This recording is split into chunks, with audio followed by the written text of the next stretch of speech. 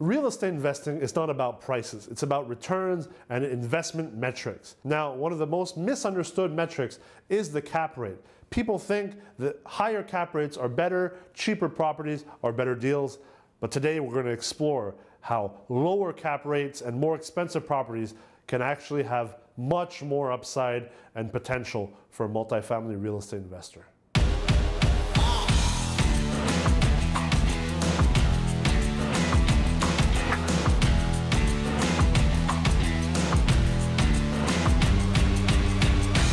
I'm Nikolai Ray and I'm the CEO of the Emirates. And today on Realpreneur Principles, I get to talk about one of my favorite subjects, cap rates. So for people who don't know what cap rates are, just too bad. You'll have to go on Google and look it up because this is a short video and we don't have time to define basic core principles of real estate investing. Cap rates are an essential tool in a multifamily real estate investor's box. But unfortunately, they're very misunderstood, and that is often because many real estate investors have not been able to make the mental switch from a consumer mindset to an investor mindset. What I mean by that is that a consumer always thinks about price. It's kind of like when you go shopping. If the same product that you want to buy is sold for less at the store next door, well, you're gonna buy the cheaper product because it's the same product ultimately. When it comes to real estate investing, that's not how things work. It's not because another property is cheaper that it's essentially a better deal, because there's so many moving parts in a real estate investment deal that you have to be looking at returns and profitability and potential value that you can be building much more than simply things like price or cap rates. Now, let's get one thing straight, just to make sure that we're on the same page. The lower a cap rate is, the more expensive a property is. The higher a cap rate is, the cheaper the property is. It's also important to understand that a cap rate is not only a result of NOI divided by price, as most people believe it to be, but a cap rate is actually a mathematical equation that can be used to price an asset, or in this case, an apartment building. And cap rates are actually based on two things: risk and growth potential. Now, most investors often erroneously decide to go directly into higher cap rate markets, meaning markets where properties are cheaper.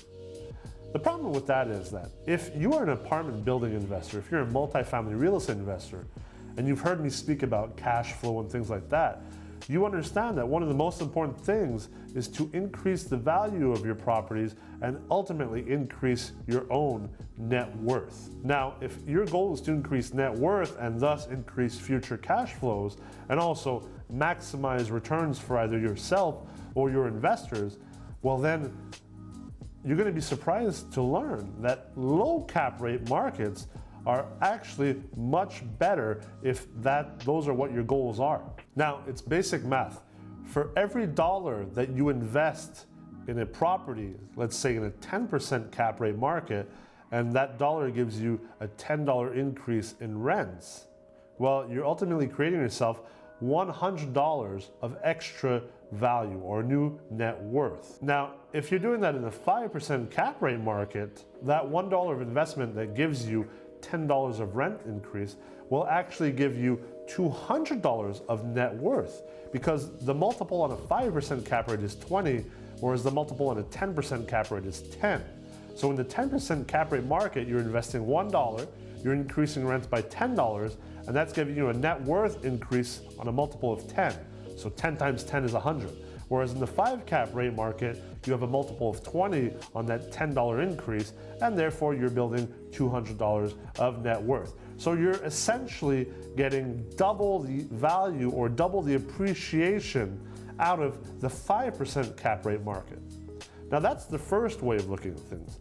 The second way of looking at things is that usually low cap rate markets also have higher ceilings for rent increases, because low cap rate markets are usually more robust markets, meaning they are primary cities or very prime secondary cities or markets, whereas high cap rate markets are usually tertiary cities or markets, lower secondary cities or markets, or cities or markets or suburbs or properties with much more risk, less interesting demographics.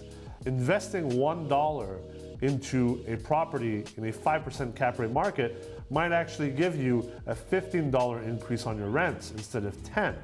Now, a $15 increase in your rents on that $1 of investment in a 5% cap rate market, where we have a 20x multiple, will give us $300 in net value.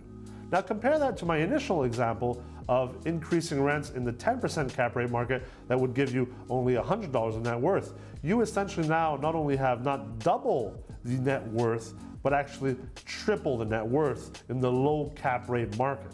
And then we could also talk about things like liquidity, rent growth potential, overall demographics of a city. These are all things that are very important to consider when investing in multifamily properties, because in low cap rate markets, we usually have much more liquid transaction markets because there are more buyers in that market. In high cap rate markets, usually there are a lot less buyers, thus less demand for the supply that is in play. That concludes today's Realpreneur Principles.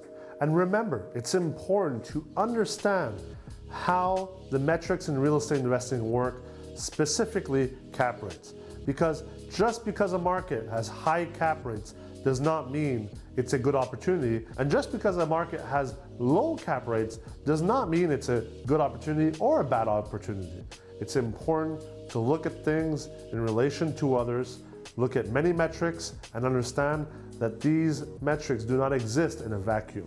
Real estate investing is not something simple, but it is something that you can master if you put your mind towards it.